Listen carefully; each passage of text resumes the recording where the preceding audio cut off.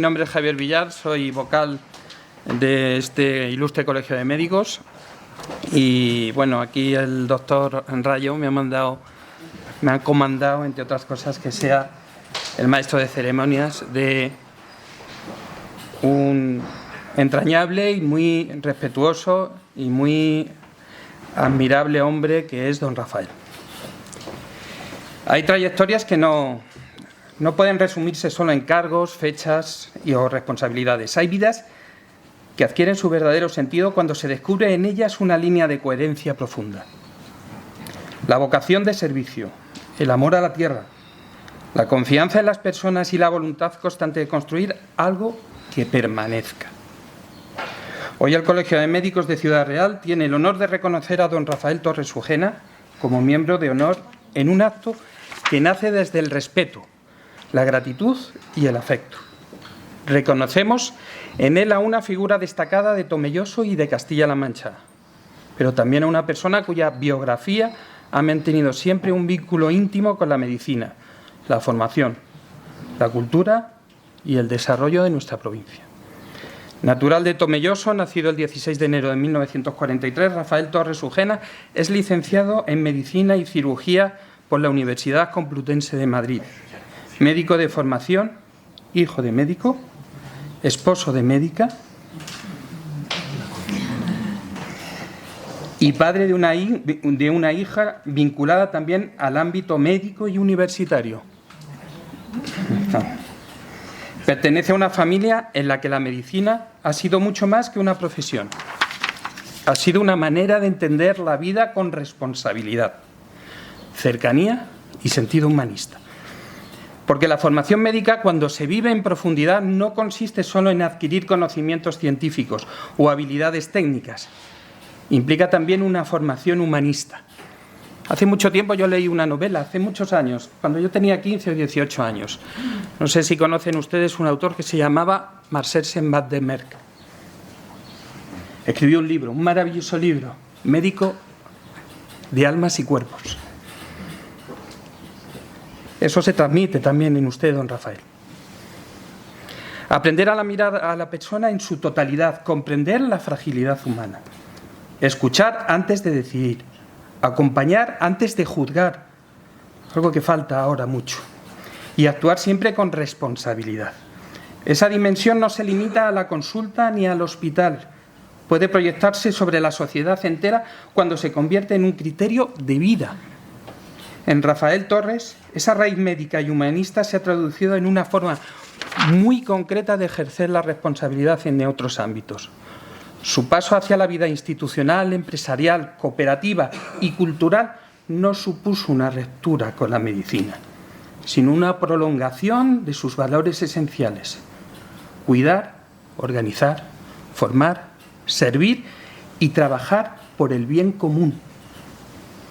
Desde julio del 2001 preside la cooperativa Virgen de las Viñas, bodega y almazara de Tomelloso, institución esencial para el desarrollo económico y social de nuestra tierra.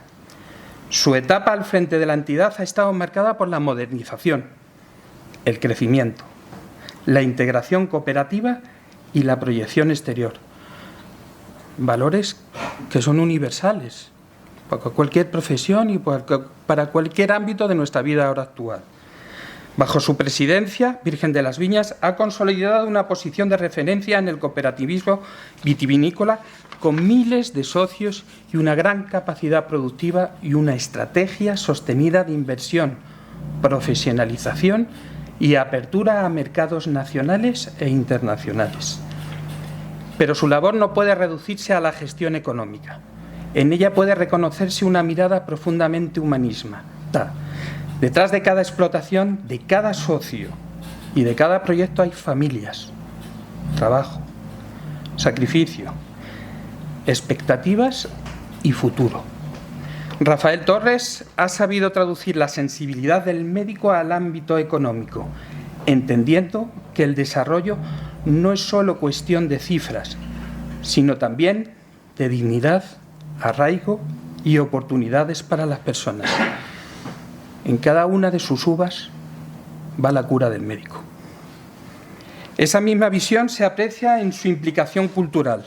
desde los primeros años de su presidencia, impulsó iniciativas artísticas y sociales que cristalizaron en el certamen cultural Virgen de las Viñas y en un maravilloso museo que yo desconocía, que es la perla de esta provincia, el Museo de Arte Contemporáneo Infanta Elena. Si no lo conocen, es necesario, es obligatorio que lo conozcan. Inaugurado en 2011, son proyectos que han unido vino, arte, territorio y sensibilidad, demostrando que una cooperativa puede ser también un espacio de cultura, belleza y pensamiento. También ahí se percibe la huella de una formación médica entendida en el sentido más amplio, porque el médico sabe que el ser humano no vive solo del bienestar material, sino también de la memoria, de la identidad, de la emoción, del conocimiento y, por supuesto, de la belleza. Apostar por la cultura es apostar por una sociedad más completa y más digna. En el ámbito institucional ha desempeñado responsabilidades de especial relieve en Global Caja y en la Fundación Global Caja Horizonte 22, contribuyendo al impulso de proyectos de formación, emprendimiento, talento y desarrollo regional. Su cercanía a la Universidad de Castilla-La Mancha refleja también una preocupación constante por el futuro, por los jóvenes, por una educación superior y una preparación de unas nuevas generaciones que nos deben de superar. Para este Colegio de Médicos hay un aspecto de su aportación especialmente significativo: su apoyo sostenido a las becas de formación para estudiantes de medicina de Ciudad Real. Uno no vive si no tiene ilusión. Y usted ha aportado económicamente y con su ejemplo ilusión para las nuevas generaciones. Con estas se destinan a facilitar estancias estivales en hospitales y en centros de investigación biomédica. Esta colaboración canaliza a través de Global Caja y sus fundaciones. Ha contribuido a reforzar la capacitación clínica e investigadora de futuros médicos de nuestra provincia. Apoyar la formación médica es apostar por el futuro de la profesión, es ayudar a que los jóvenes médicos miren más lejos, aprendan más, investiguen mejor y regresen a la sociedad con una preparación más sólida.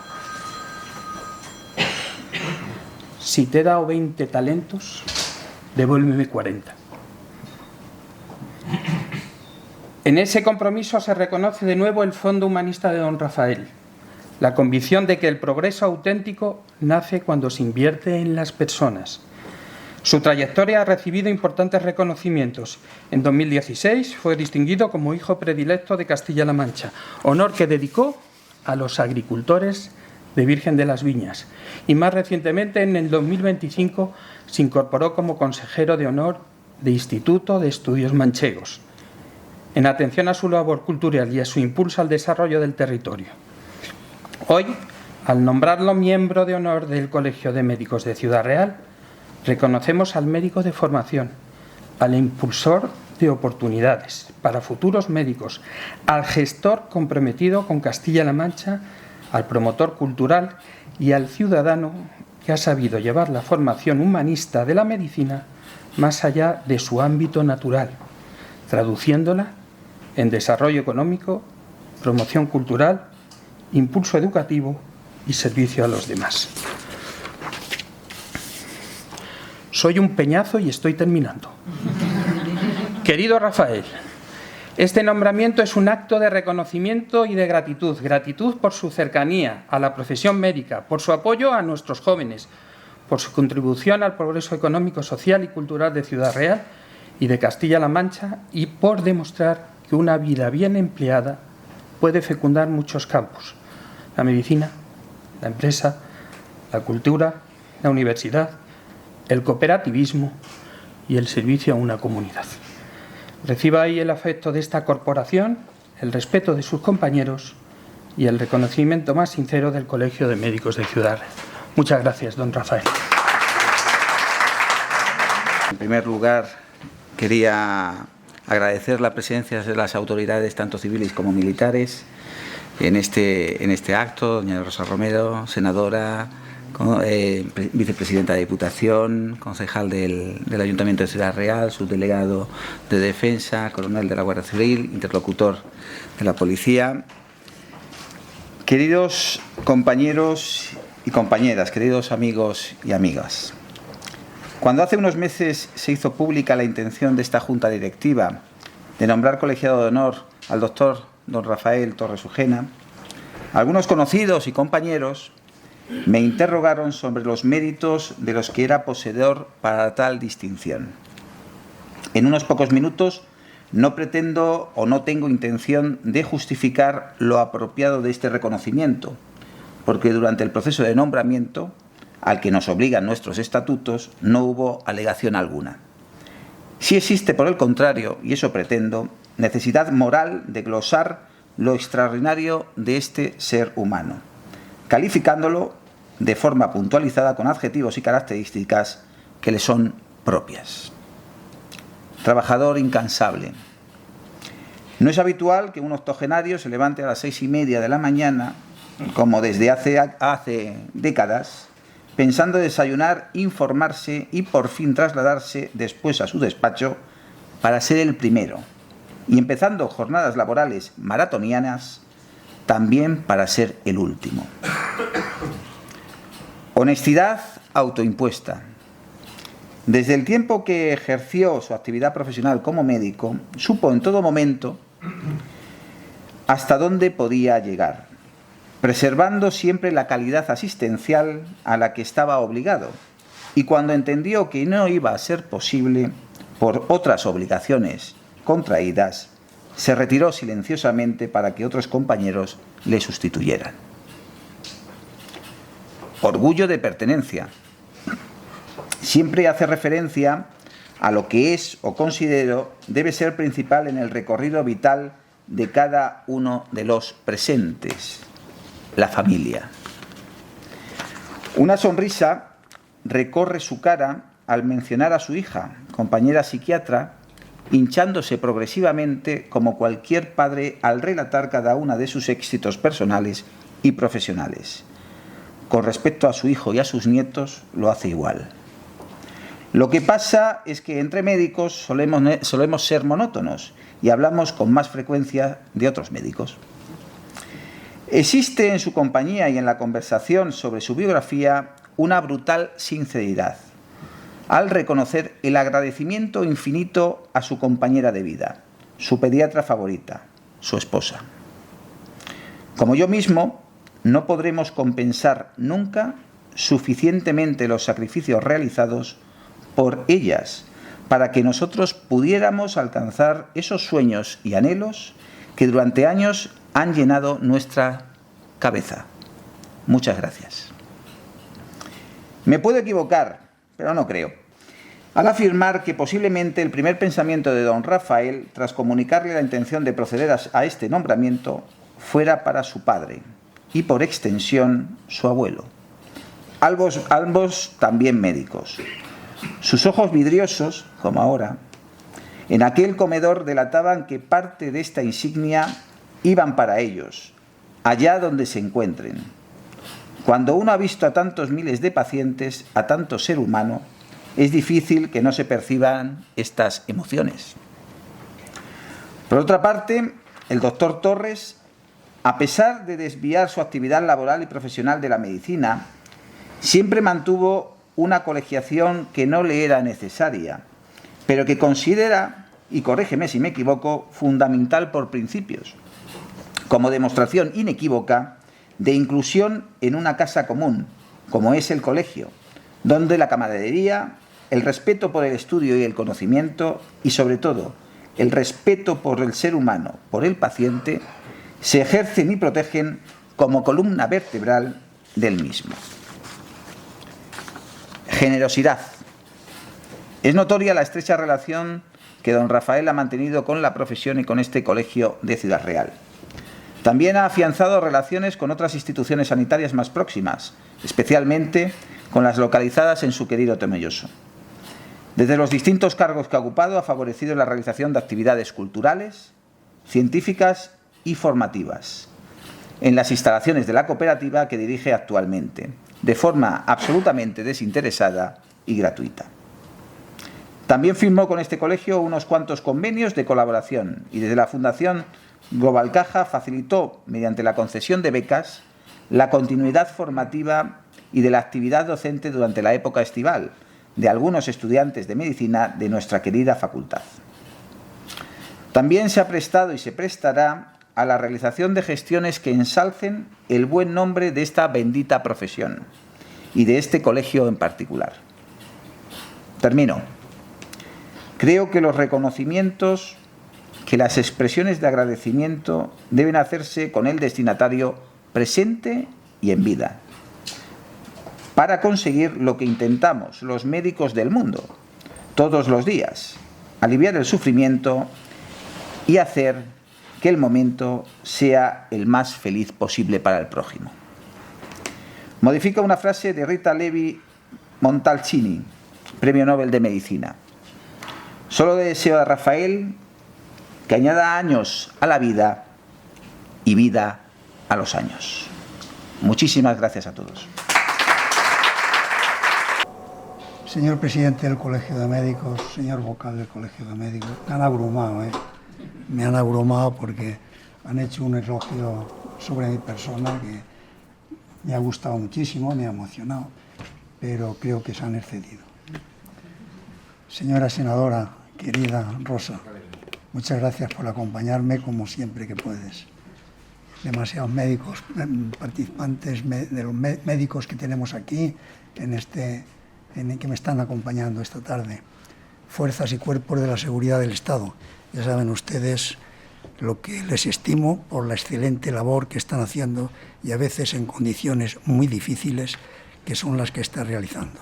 Siempre están allí donde se les necesita y eso redunda en nuestra seguridad y convivencia. Señoras, periodistas, querido Diego, personas de la Fundación Global Caja, que tan buena labor están haciendo, querido Gundemaro, qué fácil me hizo mi paso por la Fundación Global Caja. Muchas gracias por su colaboración. Bueno, y a todos ustedes que han venido aquí a acompañarme esta tarde. Bueno, cuando hablé con el presidente y me lo dijo, pues ya él ha contado aquí un poco lo que yo le contesté al respecto. Y bueno, le pregunté que en qué consistía esto, que si yo tenía que hablar, bueno, cualquier cosa, dar las gracias y ya poco más. Pero después de las dos personas que me han precedido en la oratoria, pues ya me he quedado un poco diciendo, bueno, yo creo que aquí no he preparado ninguna cosa, debía de haber preparado un discurso mucho más profundo que no hubiese sido verdad el de darles las gracias. Y a mí, pues ya que he hablado muchas veces, pues se me estaba viniendo aquí a la memoria pues lo que dijo un primer ministro inglés que decía que él sí tenía que para preparar un discurso de 10 minutos necesitaba 2 semanas. Si el discurso era de 20 minutos, necesitaba 1 semana. Y si el discurso era de 2 horas, no necesitaba preparación ninguna. ¿Vale? Entonces, yo creo que aquí lo que he hecho es preparar un discurso de 2 horas, porque hablando de las cosas que tengo que hablar, pues se pasa mucho tiempo, pero resumiéndolo en 10 minutos, con que ya los resultados de antemano, pues no hace falta que se los diga. Ya me dirán ustedes al final. Bueno, es un honor para mí dirigirles unas palabras con motivo de mi nombramiento como colegiado de honor del Colegio de Médicos de Ciudad Real, lo cual le agradezco mucho al presidente y a su consejo rector. Este reconocimiento no es un logro individual, sino también es el de una vocación compartida. Esta distinción pertenece a los profesores que tuve durante la licenciatura, teniendo con alguno de ellos un trato muy especial, muy cordial, hasta su fallecimiento. También corresponde a toda la clase médica y sobre todo al médico rural, a los que pertenecieron mi abuelo y mi padre. He visto a mi padre y posteriormente a mi suegro, también médico, venciendo el cansancio y a la escasez de recursos que en los años 50 existía. El médico tenía que adaptarse a lo que disponía en aquellos tiempos, que era el fonendo, el tensiómetro, analíticas bastante limitadas y poco más, unido al ojo clínico y a la experiencia que cada uno tuviese. Recuerdo un catedrático que, hablando del ojo clínico, nos decía, dice, hay muchos médicos que dicen que el ojo clínico que no vale para nada, pero el que lo tiene le vale para mucho. En cada centro rural u hospital existe un rayo de esperanza ante la enfermedad. La palabra cariñosa, la mirada acogedora o el calor de la mano tendida es el compromiso que el médico tiene con el enfermo. Ser médico es alcanzar un compromiso inquebrantable con la humanidad. Y de esto puedo poner miles de ejemplos y yo voy a poner uno de ellos. No hace tanto tiempo, en el 2020, cuando estábamos en plena pandemia, confinados en nuestras casas, sin ningún contacto físico con el mundo exterior y contando los días que hacía que lo habíamos tenido para asegurarnos que no estábamos contagiados por la COVID-19. Eran días de auténtico miedo, de un miedo real, porque éramos sabedores que de estar contagiados teníamos bastantes posibilidades de morir. Y en ese contexto estábamos resguardados en nuestros domicilios, mientras que los médicos, ustedes los que me acompañan, salían a trabajar diariamente a los lugares con la tasa de infección mayor. Los hospitales, las clínicas, los ambulatorios, y además lo hacían sin las medidas de protección o seguridad necesarias. Hay quien dijo que los ciudadanos éramos unos héroes por haber aguantado el confinamiento. No paso a discutirlo, porque ha habido personas que se han visto afectadas física y psíquicamente por el aislamiento. Pero si hay que hablar de heroicidades, tenemos que hablar de la clase médica y de todo el personal sanitario, que dentro de su actividad vocacional aceptaron la de mayor riesgo en unas condiciones muy singulares. Y eso es sinónimo de decir que arriesgaron sus vidas para salvar las nuestras. Y eso no se paga con un aplauso generalizado a las 8 de la tarde. Jamás será suficiente nuestro agradecimiento por lo mucho que hicieron por los enfermos y por la sociedad.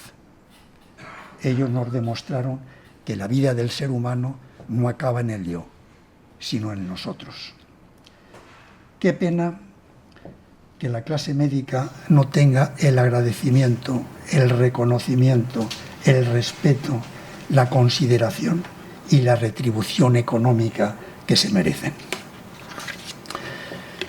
Ahora, una vez hecho este elogio, que es poquísimo para el que se merecen todos los médicos, pues voy a hablarles un poco de la historia de mi vida, que también es corta y tampoco merece mucho ser destacada, sino cosas que es las que aprendí en mi juventud, en las que me enseñaron mis padres, en el modo de vivir, en el respeto a los demás, en la educación, en la ética. Soy un tomellosero que nació en Madrid. Lo he dicho muchas veces, yo nunca digo que soy de Madrid porque soy de Tomelloso. Mi padre, como ya les he dicho, era médico y ejercía en Tomelloso. Cuando mi madre estaba cerca del término de su embarazo, marchó a Madrid, ya que en Tomelloso no había atención especializada tan necesaria ante una posible distocia del parto. Con mucha frecuencia, los tomelloseros nacían en Alcázar, en Manzanares, en Ciudad Real, en Madrid. Y yo allí nací, en maternidad que le decían, en la calle O'Donnell, y a los 2 días de mi nacimiento me trajeron a mi pueblo, de donde eran todos mis antepasados, y aquí sigo. Hice el bachillerato en el Colegio Santo Tomás de Aquino de Tomelloso y marché a Madrid a realizar mis estudios universitarios. Mi familia tenía una explotación agrícola e industrial importante y desde pequeño me inculcaron un gran amor por el campo. Las siembras, las cosechas, acababan dominando mis percepciones, me influían, me apasionaban, me hacían sentir vivo. De no haber tenido mi profesión y otras ocupaciones, yo hubiese sido un trabajador activo del campo. Así las cosas, impulsado por las cosas que me decían, que se necesitaba un técnico en la explotación agrícola, me matriculé en la Escuela de Técnicos Agrícolas de Madrid. Fue un año perdido. No me gustaba para nada las asignaturas que se daban. Total, que acabé el curso y me matriculé otra vez. Bueno, me matriculé en medicina. Y cuando llegué a tercer curso, con el gusanillo del terruño, la abandoné y volví al campo, donde hice una transformación profunda y moderna de la explotación familiar. Una vez hecha, y ya casado y con 2 hijos, vi que me faltaba algo. No me encontraba totalmente realizado y regresé a Madrid para acabar mi licenciatura en la Universidad Complutense. Fueron años muy duros, porque tenía que compartir los estudios con mi trabajo, en trabajar como trabajador por cuenta ajena en las tareas administrativas de la explotación agraria. Todos los fines de semana me tenía que desplazar a Tomelloso y algunas tardes entre semana también para cumplir con mi trabajo y regresar a la facultad de madrugada para asistir a las clases que comenzaban a las 8 de la mañana. Tuve que hacer un tremendo esfuerzo, del cual me siento muy orgulloso. Una vez hecho también esta ligera biografía mía con respecto a mis estudios, pues fueron a buscar, me habían propuesto anteriormente que ocupase diversos cargos. Bueno, pero desde que estaba en el colegio me pidieron que fuese delegado de curso, en la universidad también, y después me ofrecieron presidencias, incluso entrar en política, que yo nunca lo quise hacer porque me encontraba totalmente realizado con mi profesión y con los trabajos que estaba realizando. Fueron a buscarme a la clínica y le dije al señor que iba a buscarme, siéntate. Y me dijo, no, si yo no vengo a ninguna cosa de estas. Y dije, ¿por qué quieres? Le pregunté, dice, que seas presidente de la cooperativa. Y le dije, no. Ahí acabó ya la discusión. Bueno, él me argumentó, me dijo que tenían un problema, que no tenían a nadie. Y bueno, a la tercera vez me convenció. Y cuando llegué a ella, bueno, pues me llegué una gran desilusión. No porque estuviese en unas condiciones peores que las demás cooperativas, que no era así, tal vez fuese de las mejores, pero tenían un modelo de trabajo y unas infraestructuras que yo las veía que eran totalmente inviables para el progreso de una empresa como tenía que ser ella. Y entonces, pues, tuve que ponerme manos a la obra. Me acompañó mi consejo rector, porque era fundamental, y también me acompañaron pues todas las personas que estaban trabajando allí. Hay quien dice, cuando hablan de ellos, que yo he hecho. Yo he hecho, uno no puede hacer nada sin colaboración. La colaboración es fundamental. Hay que rodearse siempre de muy buenas personas. Y ese ojo clínico que yo les hablaba con respecto a la medicina, pues ese ojo clínico lo he tenido yo con respecto a las personas que me he rodeado de ellas y sobre todo a mis directores generales. Han hecho una labor extraordinaria y a ellos les debo, junto a todas las personas que han trabajado junto a mí, que han sido mis colaboradores, los éxitos de la empresa. Saben ustedes que la cooperativa es una empresa vitivinícola. Después, con diferentes fusiones que se han hecho, también hablamos del aceite. Y claro, tengo que hablar del vino, y ustedes también habrán oído hablar de él y de lo denostado que también está en estos momentos. Cada vez se está consumiendo menos vino, y cada vez que se ha hablado de vino, le añaden la coletilla que es muy bueno cuando se toma en cantidades moderadas. Y yo, cuando tengo que hablar de él, digo que el vino, al igual que cualquier otro alimento, por básico que sea, es bueno para la salud cuando se toma en cantidades moderadas. Esto es una cosa que es lógica, ¿no? La leche es fundamental. Pues tómese usted 3 litros diarios, a ver qué tal le sienta a la larga. Y por tanto, pues voy a hablarles un poquito de él. Voy a dar unas pinceladas sobre el vino. El vino se ha visto inmerso en un proceso cultural hasta convertirse en una pieza esencial de la gastronomía, aportando la diferenciación en la búsqueda de la excelencia. Hay conceptos como catas o maridajes que hacen del vino el protagonista junto con el resto de los alimentos en el descubrimiento de nuevos sabores y sensaciones, más allá del simple acto de comer o de beber. Se busca ya una experiencia multisensorial que nos lleva a otros niveles interpretativos de los sabores, olores, colores y a la interacción de unos alimentos con otros. En esa búsqueda, en esa obtención de experiencias únicas, aparece la labor imprescindible del enólogo y del gastrónomo, que es la persona inteligente en el arte de la gastronomía. De esta forma, ambos se convierten en creadores de productos que generan emociones, que hagan la vida de las personas una más satisfactoria, que lleve la gastronomía a una nueva esfera de realización vital. Hay un verso que es muy bonito, de José María Pemán, y que dice: beber es todo medida, alegrar el corazón y sin perder la razón, darle razón a la vida. Así es como tenemos que valorar este producto agroalimentario. También cuando entré allí, también pensé que había que realizar algo más que elaborar vinos y aceites. Y pienso esto porque los empresarios le debemos todo a la sociedad, a los consumidores, y por tanto ellos son los que suben nuestras empresas, las mantienen y también pueden hundirlas. Y por tanto hay que retribuirles a ellos, devolverles a ellos en forma de obra social lo que ellos nos están dando a nosotros. Así las cosas, pensé cuando vi los fondos de educación y promoción que teníamos que había que emplearlos en algo. Y se me ocurrió emplearlos en arte.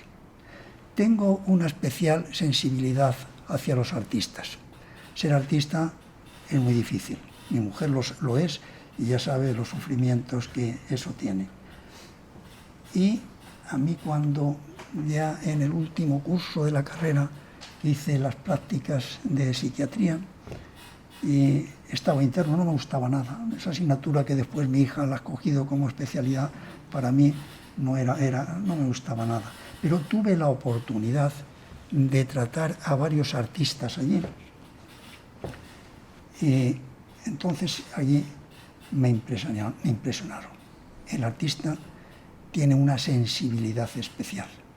Sabe captar la belleza, los desastres que hay, y lo cual después influye en sus pinturas. El artista pasa ratos que son muy malos, pero muy malos, porque lo que le he dicho anteriormente, que puede acusar las cosas que ocurren en su entorno, pero también hay épocas en que no vende y tiene que mantener su casa y pagar la hipoteca y el colegio de sus hijos. Y si no venden, entran en unos cuadros de depresión reactiva. Ahí empecé yo a amar esta profesión y a amar a los artistas. Y esto me ha servido también de mucho, porque hablar con ellos es hacer la introspección, meterse en su mundo interior, y el mundo interior de un artista es maravilloso. Entonces, con respecto a esto es cuando yo dije, voy a montar un certamen cultural. Montamos un certamen cultural y siempre con la incertidumbre de saber qué es lo que cómo iba a resultar aquello. Afortunadamente, pues se ha consolidado a lo largo de muchos años. Ahora es uno de los certámenes más importantes que hay dentro del panorama nacional. Cada año se nos presentan más de 300 obras y esto está enriqueciendo mucho a Tomelloso y a Castilla-La Mancha. Cuando ya teníamos un número considerable de obras, bueno, pues dijimos, ¿dónde vamos a situar estas obras? Bueno, pues había que hacerles un museo. Pero la cooperativa, como todas las cooperativas, siendo económicamente potentes, pero no tienen dinero. El dinero no es nuestro, es de los socios. Y a ellos había que convencerlos de la bondad que tendría esto para ayudar a otros y también que nos serviría de publicidad y de marketing. Total que tuve que también, cuando hicimos el museo, pues pedir ayudas. No podía gastarme ese dinero cuando teníamos en la bodega carencias muy importantes. Y estas ayudas las encontré, como siempre las he encontrado, en Caja Rural de Ciudad Real, hoy Global Caja, también en la Junta de Comunidades, en el Ayuntamiento de Tomelloso y en muchas empresas que quisieron colaborar con nosotros para que la cooperativa y Tomelloso tuviese un museo de arte contemporáneo. Estamos muy orgullosos de tenerlo, este museo, y nos está visitando muchísima gente. Con ello estamos prestando un servicio a la sociedad, a los amantes del arte y también a los pintores, que es fundamental. Hay veces que en estos cargos que yo estoy ocupando, en este cargo, pues se pasan muy malos ratos. Y cuando se pone un poco ya con algún disgusto que le dan, pues yo me paso al museo y en la tranquilidad, en ese entre tanto arte, porque el arte es un refugio de la belleza y de la serenidad. Y ahí me calmo y vuelvo con muchas más ganas de trabajar. Bien, y no solamente, independientemente de esto, de este museo, también pensé lo que he pensado siempre, en la formación. La formación, donde hay formación, hay progreso. Eso es fundamental. Cuando he tenido que impartir alguna conferencia en la universidad, que me han llamado varias veces, tanto de aquí como en Madrid, pues yo se lo he hecho saber a los alumnos, que sin formación no hay progreso.